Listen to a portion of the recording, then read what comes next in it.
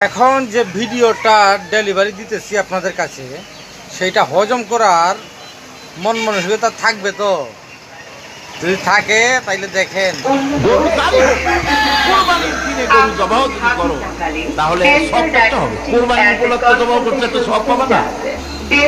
কোরবানির জন্য একটা সব হবে, শাস্তির জন্য অবশ্যই একটা পাপ হবে। কোরবানি যখন দিবা, কোরবানির সব আর ভগ্নাংশের মতো কাটাকাটি হয়ে যাবে, কষ্ট খাওয়া পাপ।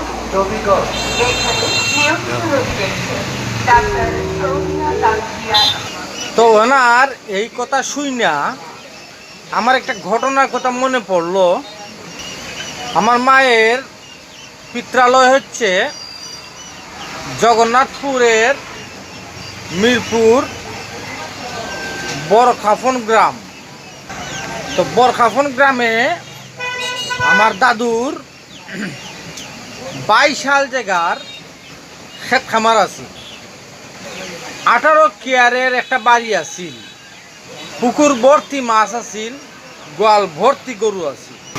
তো ওই লোকের মগজের মতো মগজের অনুসারীরা আমার দাদুর গরু সব কয়টা ডিগরা দিলে পরে ডিগরা থেকে ছুটে নিয়ে তারা খাইতে খাই লিত।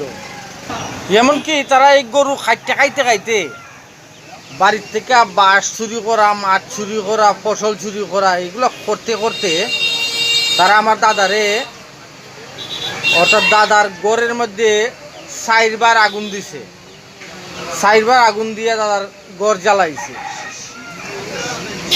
তো আগুন দিয়া গড় জ্বালাই এইরকম জ্বালাইলাই বারবার, এটা দেখে সেটা দাদায় এটা ত্যাগ কইরা যান বাঁচাইয়া রাইতে রাজারে পালাইয়া আইছে।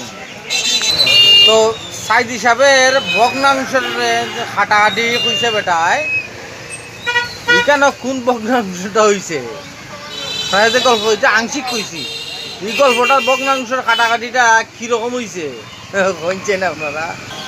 আমার এই ভিডিওতে যদি আকর্ষণীয় কিচ্ছু পাই তাহলে অবশ্যই ভিডিওতে লাইক করবা, কীরকম হয়েছে ভিডিওটা মন্তব্য করে জানাইবা।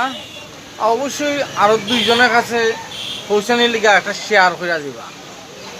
আপনারা একটা অনুরোধ করি, এগুলো করতে টাকা পয়সা লাগে না, আপনারা এগুলো ফ্রিতে করতে পারবেন। আর এটা আপনারা দয়া, আমার চ্যানেলটা অবশ্যই সাবস্ক্রাইব করে দেবেন। আর দয়া দইরা আমার চ্যানেলটা দ্রুত বাড়াই হইন, আমার 101,000 সাবস্ক্রাইবার হইতো। জয় বাংলা।